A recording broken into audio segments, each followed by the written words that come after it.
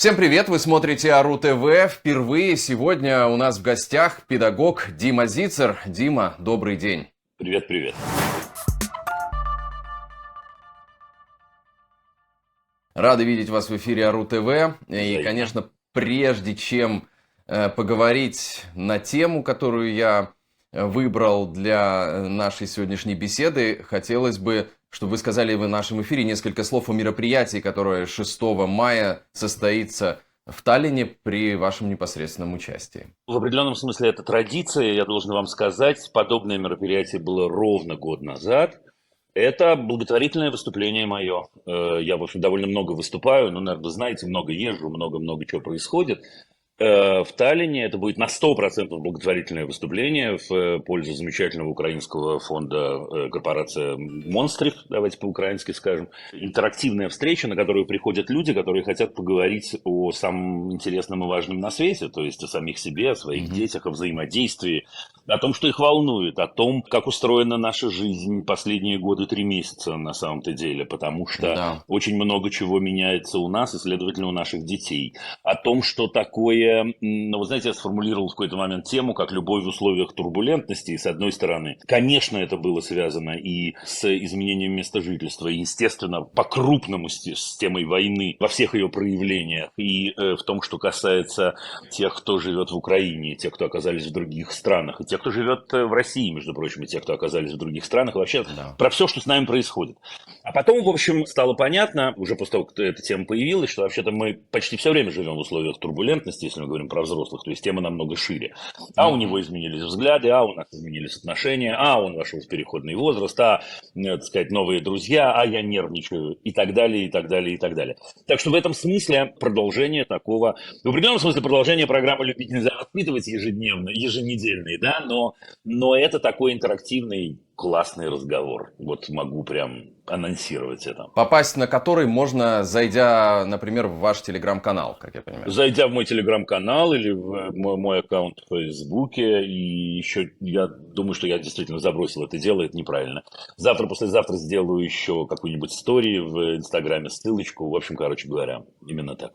Я так уже сделал и 2 билетика приобрел. Класс, я рад это слышать, между прочим. Да, но теперь непосредственно к теме. Конечно, я был очень рад, что вы согласились к нам в эфир прийти, и я выбирал между несколькими темами, но решил все-таки взять наиболее, на мой взгляд, актуальную и острую в контексте войны, а именно, что делать тем родителям, которые столкнулись с пропагандой войны в школе, насаждением каких-то военных пропагандистских нарративов со стороны педагогов вот этой традиционной общеобразовательной системы. И, возможно, у этих родителей сейчас нет возможности взять и забрать вот ребенка прямо сейчас из школы, куда-то уехать. Ребенок пока или надолго, или пока должен учиться в этой школе. И получается, что у ребенка формируется какая-то двойная реальность. С одной стороны, ему в школе рассказывают одно, а родители дома говорят, что нет, все это не так, все это неправда. Вот как родителям экологично вести себя вот в такой сложившейся ситуации?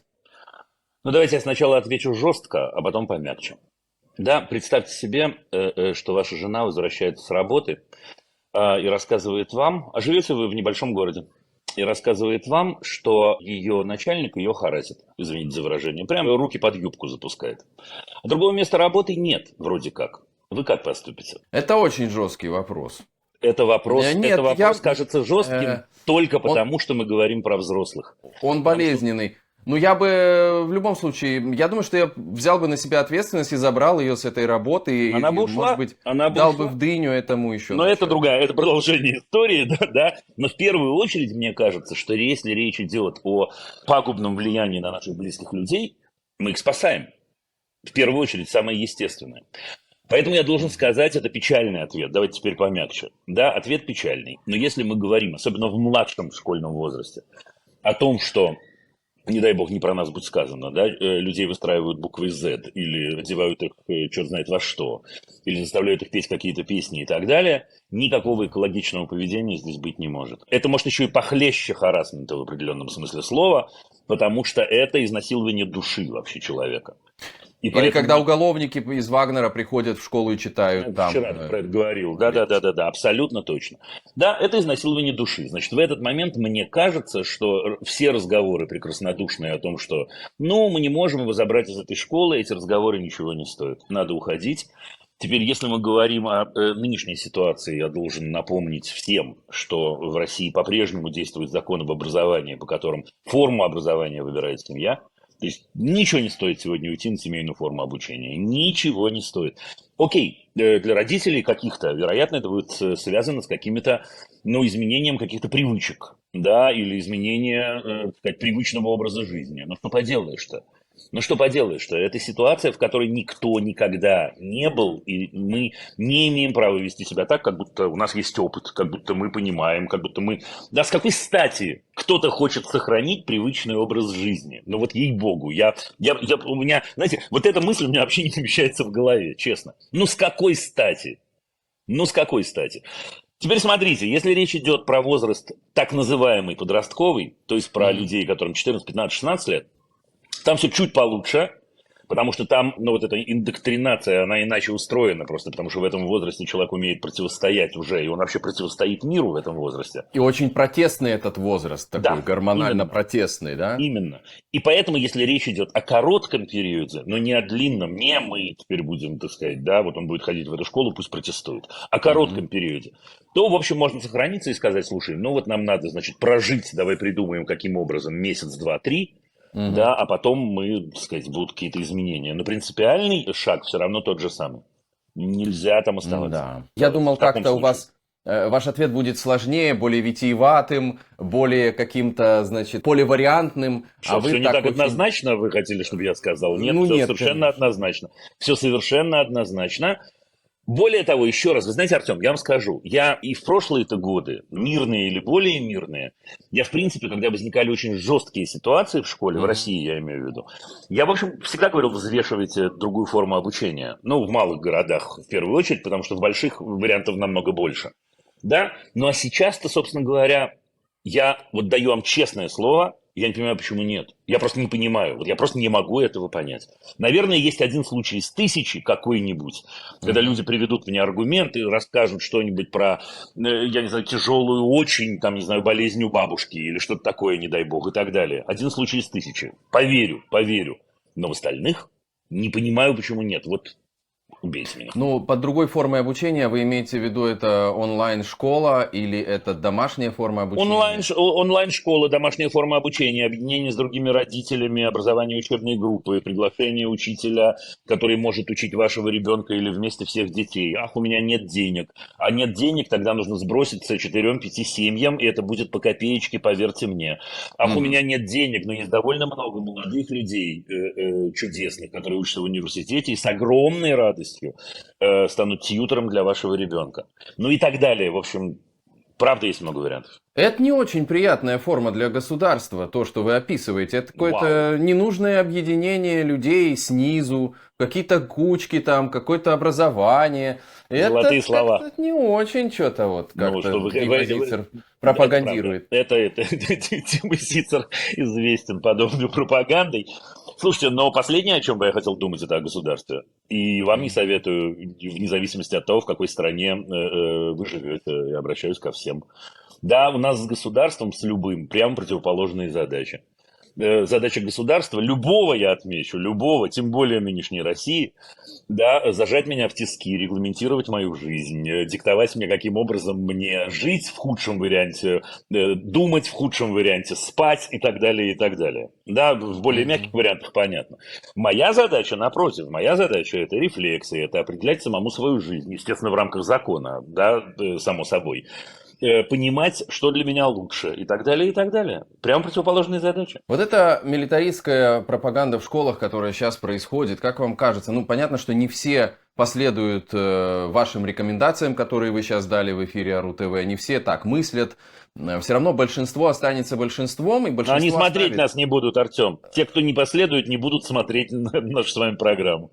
Да. Извините, что перебил. Нет, конечно, все в порядке. И большинство, оно останется большинством в том контексте, что они останутся в общеобразовательной школе. И мне интересно ваше видение на какой-то период в будущее. Как эта вся пропаганда повлияет вот на поколение детей, которые под нее будут, так сказать, ею облучены? Повлияет очень-очень плохо, но повлияет по-разному для разного возраста.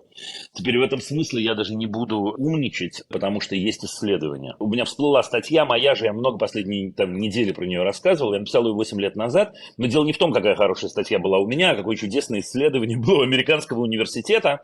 Статья называлась «Взрослые игры», и главная идея была, что взрослые играют в детей, да, а дети это расхлебывают.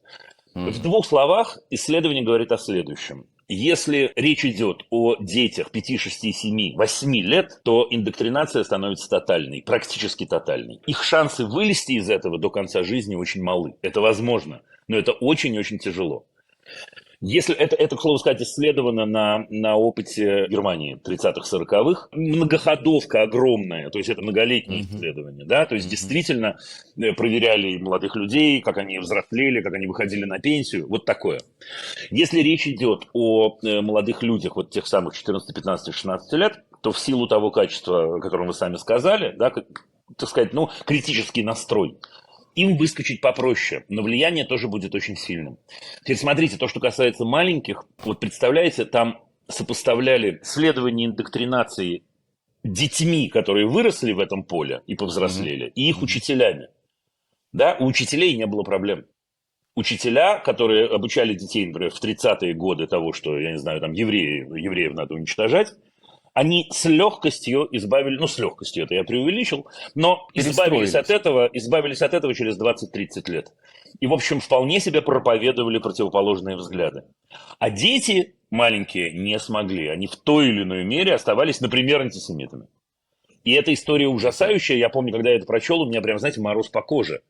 Да, то есть взрослые играют. Представляете себе, какая история? И сами из этого выйти могут, а детей оставляют там почти навсегда. Это очень сильная и очень грустная нота в нашем сегодняшнем разговоре. Я считаю, что она достойна того, чтобы стать точкой в нем. Дмитрий, огромное спасибо за... Только я Вадим, умоляю, только я Вадим. Лучше просто Дима. Это у меня такая путаница в именах. Не приукрашайте действительность, Дима отлично. Хорошо. Дима Зицер, педагог в эфире АРУ ТВ. Благодарим вас, Дима. Надеемся, получится еще увидеть вас. Приходите, ребята, 6-го. Это очень-очень важно. Причем важно не только увидеться, и верю, что для ваших детей. Еще и цель очень-очень важна. Напомню, это на 100% благотворительное мероприятие. 6 мая в городе Таллин. Мероприятие, куда можно прийти и живьем увидеть Диму. И через его Facebook и через телеграм-канал там увидите, как пройти и оплатить через PayPal благотворительный взнос. Спасибо огромное, Спасибо, Дима. дорогие. Успехов. Спасибо. Пока. Всего доброго.